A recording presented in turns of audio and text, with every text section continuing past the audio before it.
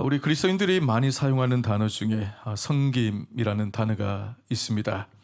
이 섬김이라는 것이 무엇인가? 이 국어 사전을 보니까 잘 모시어 받드는 것이라고 그렇게 의미가 정의되어 있습니다. 강중민 목사님이 쓴 관계의 법칙이라는 책을 보면 이 관계에 대한 이 섬김에 대한 정의를 이렇게 내렸습니다. 한번 들어보십시오. 섬김은 사람을 관리하고 조정하는 것이 아닙니다. 섬김은 사람들의 문제를 풀어주는 것입니다. 섬김은 사람들의 필요를 채워주는 것입니다. 섬김은 사람들의 아픔을 만져주고 사람들의 상처를 치유해 주는 것입니다. 섬김은 사람들에게 필요한 정보와 지식 그리고 지혜를 나누어 주는 것입니다. 섬김은 사람들이 다른 사람을 잘 섬길 수 있도록 사랑의 기술을 전수하는 것입니다. 사랑의 절정은 섬김에 있습니다. 이 모든 내용들을 요약 정리를 하면 이렇게 압축시켜서 이야기할 수가 있는 것이죠. 여러분, 섬김이라는 것은 자기를 향하는 것이 아니라 남을 향하고 다른 이를 향하는 것이다 라고 할 수 있습니다. 자기를 위해 손을 움켜쥐는 것이 아니라 남을 위해서 손을 펴는 행위죠. 섬김은 아름다운 것이고 고귀한 것입니다. 근데 세상 사람들에게는 이 섬김이라는 말이 낯설기도 하지만은 별 인기가 없습니다. 매력적이지를 않아요. 섬김은 힘없고 유약한 자들에게나 어울릴 법한 것으로 비춰지기 때문입니다. 사람들은 약한 것 싫어하죠. 강하고 힘있고 탁월한 것을 좋아합니다. 섬기는 것보다도 섬김을 받는 쪽을 선호를 해요. 남들 위해 군림하고 대접받고 높아지기를 원합니다. 하지만 성경은 섬김의 삶을 강조를 합니다. 성도는 섬김을 받는 자가 아니라 섬기는 자입니다. 우리는 모두 섬기는 자로 하나님께 부름을 받았어요. 교회의 직분도 계급이나 명예가 아닙니다. 직분이 왜 존재하죠? 섬김을 위해 존재합니다. 그 어원을 살펴보면 목사는 섬기는 자라라는 뜻을 갖고 있습니다. 장로도 솔선수범하는 자를 말합니다. 집사는 식탁에서 시중을 드는 자로 실제로 섬기고 봉사하는 자를 뜻하는 거예요. 한국 교회만 있는 이 권사 직분도 권면하고 위로하고 세워주는 역할이 있습니다. 모든 직분이 섬김과 연관되어져 있어요. 그렇다면 우리가 왜 섬김의 삶을 살아가야 되는가? 첫 번째로 섬기는 자가 큰 자이기 때문입니다. 오늘 본문은요, 시작부터 예사롭지 않습니다. 예수님의 제자들이 누가 첫째가 되어야 되는지 서열 다툼을 하고 있어요. 놀라운 것은 이 다툼이 벌어진 시기입니다. 오늘 본문의 앞단락을 보면 예수님이 제자들과 마지막 만찬을 나누고 있는 장면이 나와 있어요. 그때 주님이 자신이 십자가에 달려 죽게 될 것을 말씀을 해요. 보통 심각한 일이 아니죠. 하지만 제자들은 전혀 개의치 않습니다. 온통 자기 밥그릇 챙기기에 관심이 있습니다. 당시 제자들은 예수님에 대해 잘못 이해하고 있었어요. 정치적 메시아로 오해를 했습니다. 때가 되면 예수님이 로마의 식민지에 있던 이 나라를 구원해내고 왕위에 오를 줄 알았어요. 그래서 제자들은 예수님이 왕위에 오르면 누가 핵심 요직을 맡아야 되느냐를 두고 옥신각신하고 있는 겁니다. 제자들의 관심사는 오직 누가 큰 자인가에 있었어요. 하지만 예수님의 관심은 큰 자가 해야 할 행동에 있었습니다. 그렇다면 도대체 누가 큰 자인가? 오늘 본문 25절과 26절을 보시면 예수께서 이르시되 이방인의 임금들은 그들을 주관하며 그 집권자들은 은인이라 칭함을 받으나 너희는 그렇지 않을지니 너희 중에 큰 자는 젊은 자와 같고 다스리는 자는 섬기는 자와 같을지니라. 세상에서 큰 자는 남들 위해서 군림하는 자들입니다. 권력과 지위를 가지고 남들로부터 섬김, 대접을 받는 자예요. 이에 대해서 예수님은 다른 말씀을 합니다. 큰 자는 젊은 자와 같아야 하고 다스리는 자는 섬기는 자와 같아야 한다. 여기서 큰 자란 나이가 많은 사람, 지위가 높은 사람을 가리킵니다. 반면에 젊은 자는 나이가 어린 자, 연약한 자를 말해요. 예수님이 말씀하시는 큰 자란 나이와 지위는 있지만은 그보다 나이도 어리고 약한 자를 섬기는 자를 말합니다. 힘을 가졌다고 힘없는 자를 함부로 대하고 억압하는 자가 아니죠. 자신을 낮춰 섬기는 자입니다. 예수님은 큰 자에 대한 정의를 명확히 하셨죠. 섬기는 자가 큰 자다. 하나님 나라의 논리는 세상의 논리와 다릅니다. 세상에서는 군림하고 섬김을 받는 자가 높은 자예요. 반면에 하나님 나라에서는 오히려 낮은 자리에서 섬길 줄 아는 자가 높은 자입니다. 성도 여러분, 높임을 받기를 원하십니까? 그렇다면 낮아지셔야 돼요. 대접을 받는 위치가 아니라 오히려 섬기고 대접하는 자가 되어져야 합니다. 그때 하나님이 우리를 높여주십니다. 다음으로 우리가 섬김의 삶을 살아야 될 이유는 주님이 섬김의 삶을 사셨기 때문입니다.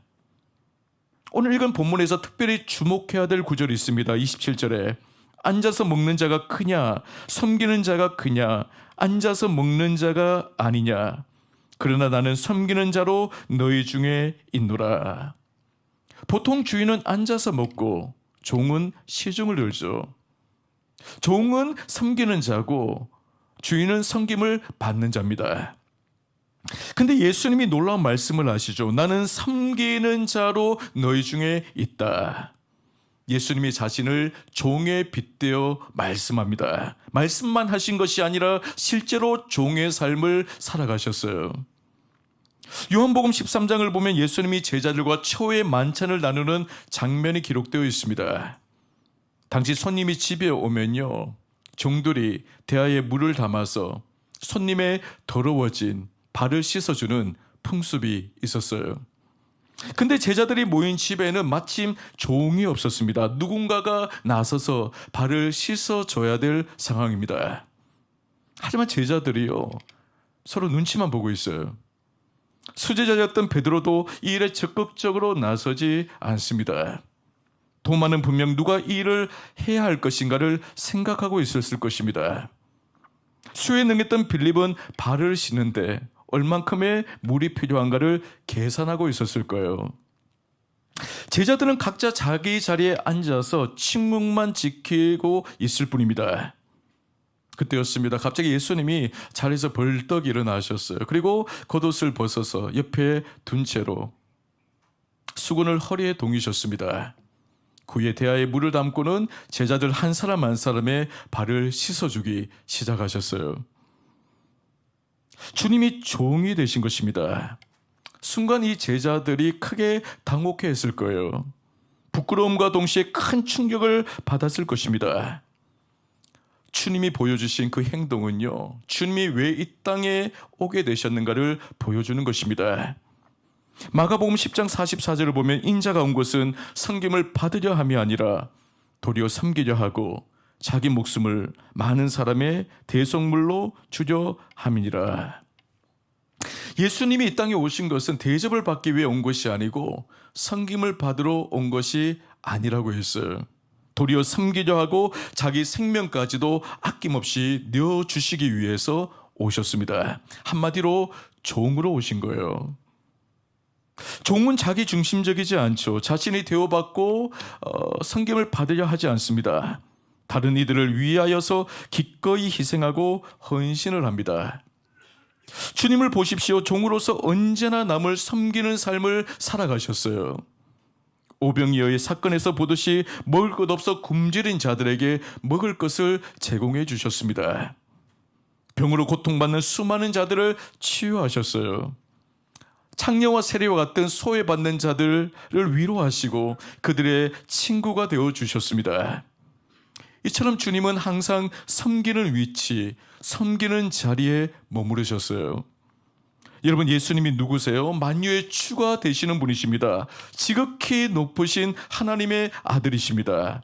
모든 만물이 그를 통하여 지음을 받았어요.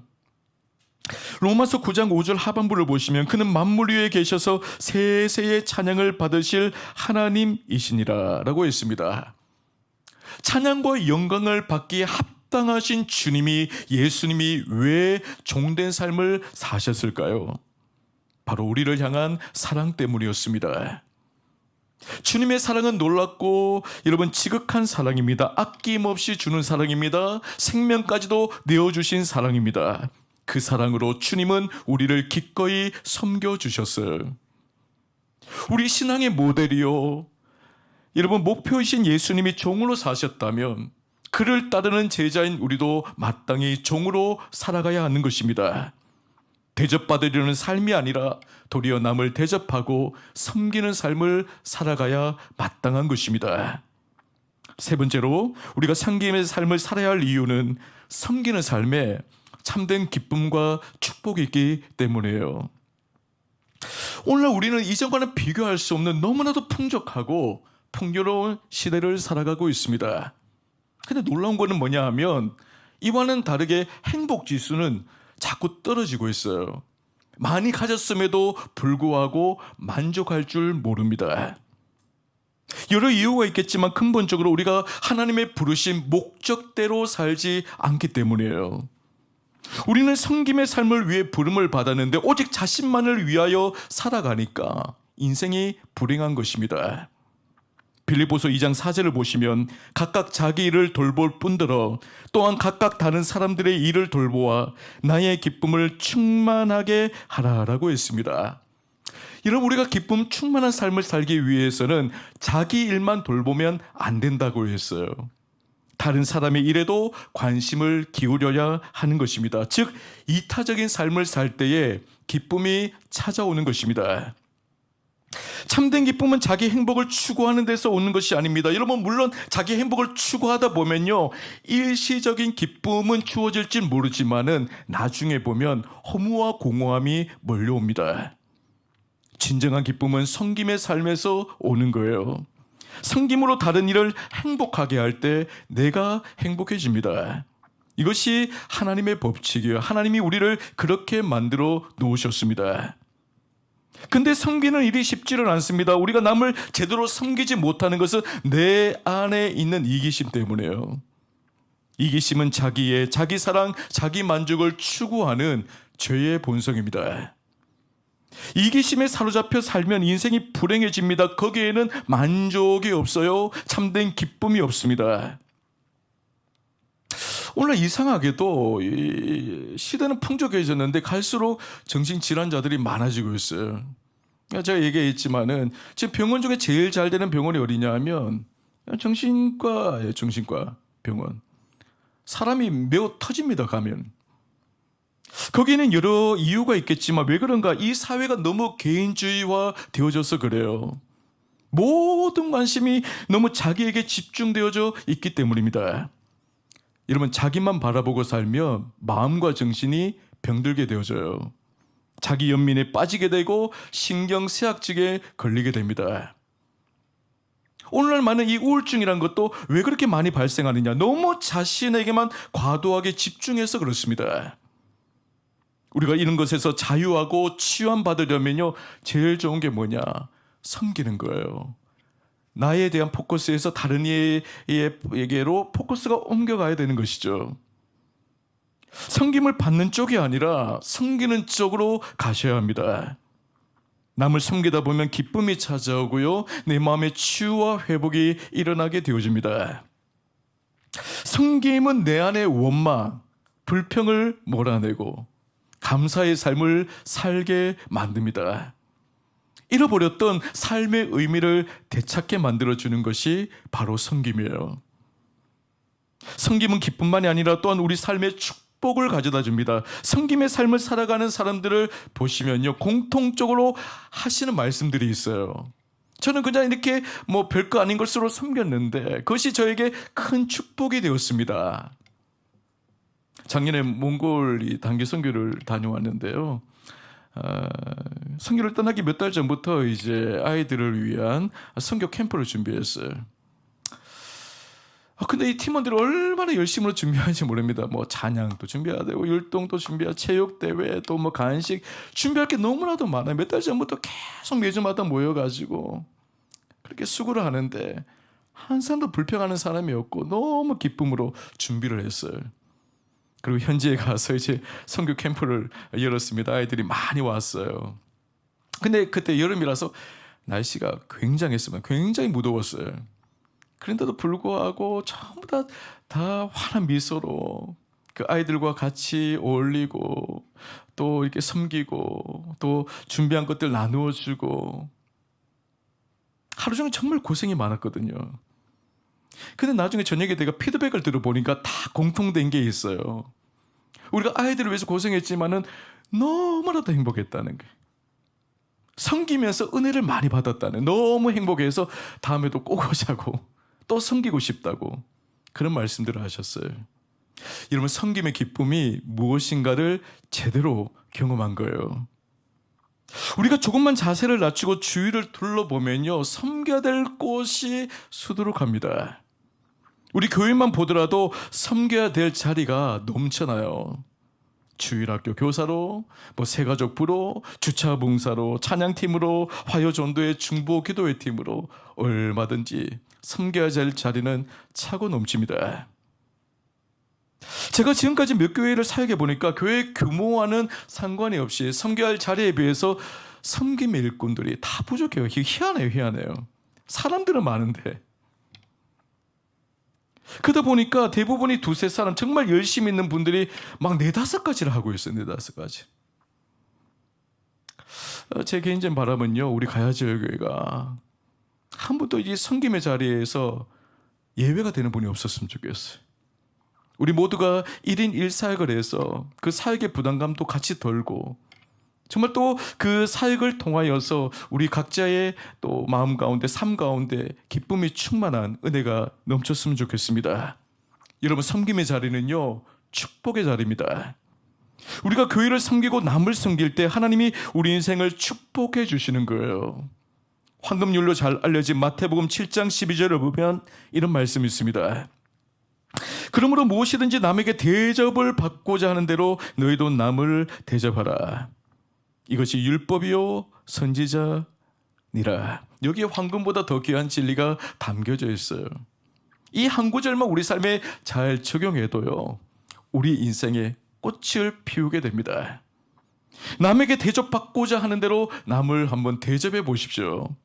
누군가 내게 해줬으면 하는 것을 내가 먼저 상대방에게 한번 해줘 보십시오. 이것이 성경의 핵심 진리예요. 나는 순수하게 섬겼는데 나중에는 그것이 내게 몇 배의 복으로 다시 돌아옵니다. 나는 그 일을 열심히 했을 뿐이고 그 일에 시간과 물질을 들였을 뿐인데도 그것이 다 내게 복이 되어 돌아와요. 그러므로 여러분, 섬기는 일에 적극적으로 동참할 수 있기를 바랍니다. 그 섬김을 통하여 하나님이 부어주시는 참된 기쁨과 복을 누리며 살아가는 우리 모든 성도들 되시기를 바랍니다. 네 번째로, 우리가 섬기는 삶을 살아야 할 이유는 섬기도록 때와 은사를 허락받았기 때문이에요. 자, 섬길 수 있다는 건요, 보통 기회가 아니에요. 특별한 기회입니다. 기회는 늘 있는 것이 아닙니다. 인생에는 섬길 수 있는 때가 있어요. 때가. 우리에게 여러분 주어진 가장 확실한 시간은요, 오늘 지금뿐이에요. 내일은 나의 시간이 아닙니다. 내일은 하나님의 손에 있는 거예요.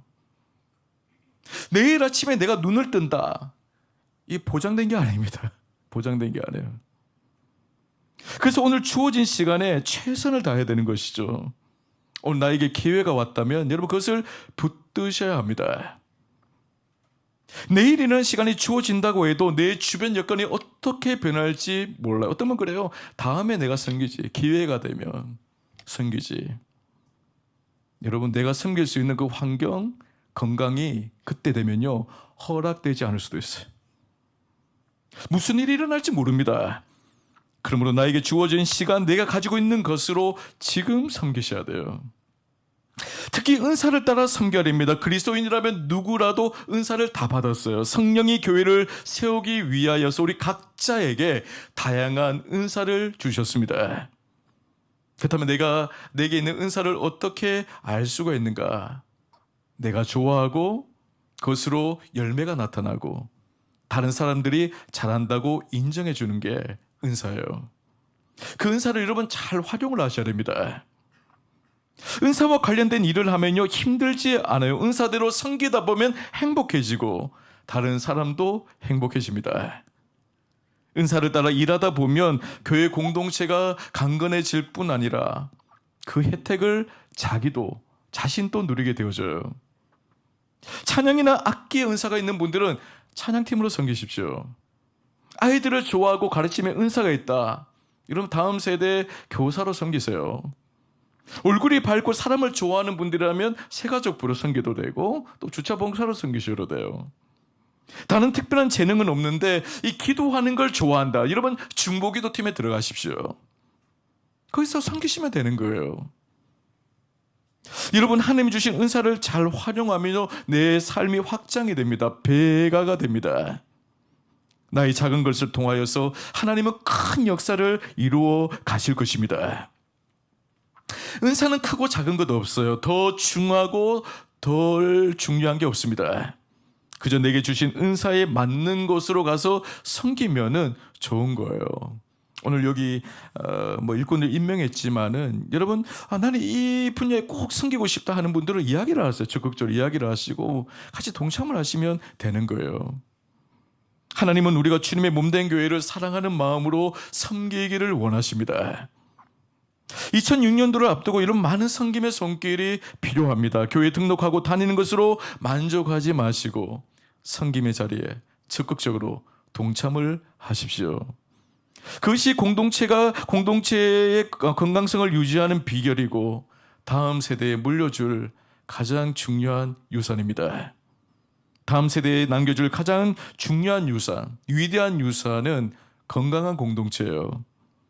건강한 공동체는 누구 한 사람에 의해서 만들어지는 것이 아니죠. 우리 모두가 함께 만들어 가야 하는 것입니다. 그러므로 기회가 주어졌을 때 은사를 따라 교회를 아름답게 섬기고 세워나갈 수 있기를 축복합니다. 그 일에 주역으로 쓰임 받으십시오.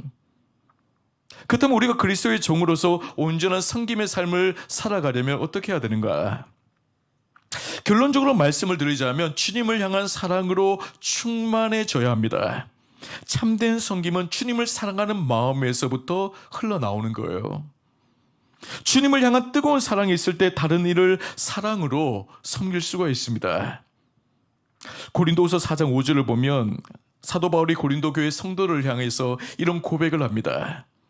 예수를 위하여 우리가 너희 종된 것을. 여기 보니까 사도 바울이 고린도 교회의 성도들의 종이 되었다고 말하고 있어요. 그 비결이 무엇입니까? 바로 예수 그리스도 때문입니다. 예수 그리스도를 향한 사랑 때문이었어요. 여러분 섬김의 출발은 어디서부터 시작되냐? 예수 그리스도로부터 시작돼야 됩니다. 단지 이웃을 향한 사랑이 섬김의 동기라면요 그것은 얼마 가지를 못해요. 주변 사람들의 칭찬, 박수, 인정이 없으면 금방 의욕을 잃게 되어집니다. 동력을 상실하게 되어져요. 사람들이 조금만 섭섭한 말과 행동을 해도 쉽게 상처받고 섬김의 자리를 떠나게 됩니다. 우리의 섬김의 동기는 오직 예수 그리스도여야 됩니다. 예수 그리스도를 사랑하기 때문에 공동체를 섬기고 그리고 성도를 섬기는 것이어야 돼요. 나를 향하신 주님의 사랑, 여러분 그걸 깊이 경험하고 그 사랑의 공급을 받으면요 자발적 섬김이 일어나요. 교육자가 좀 섬기라고 이야기할 필요가 없어요. 스스로가 섬기고 싶은 마음이 일어나게 되어진단 말이죠. 여러분 그리스도를 본받아 남을 섬기는 종이 되기를 원하십니까? 맡은 자리에서 포기하지 아니하고 사도 바울처럼 끝까지 여러분 그 섬김의 자리에서 충성을 다하기를 원하십니까? 그다음 여러분 자신이 주님의 사랑으로 충만해지셔야 돼요. 그리스도의 사랑으로 영혼이 채워져야 합니다. 그래야 할 때 여러분 끝까지 섬김의 삶을 살아갈 수 있습니다. 저는 우리 모든 성도들이 섬김의 삶을 통하여 하나님이 높여주시는 인생이 되기를 원하고 하나님이 부어주시는 참된 기쁨과 복을 맛보는 복된 사람들 될 수 있기를 주의 이름으로 간절히 축원합니다. 이제 주신 말씀을 기억하면서 한번 기도하기를 원합니다.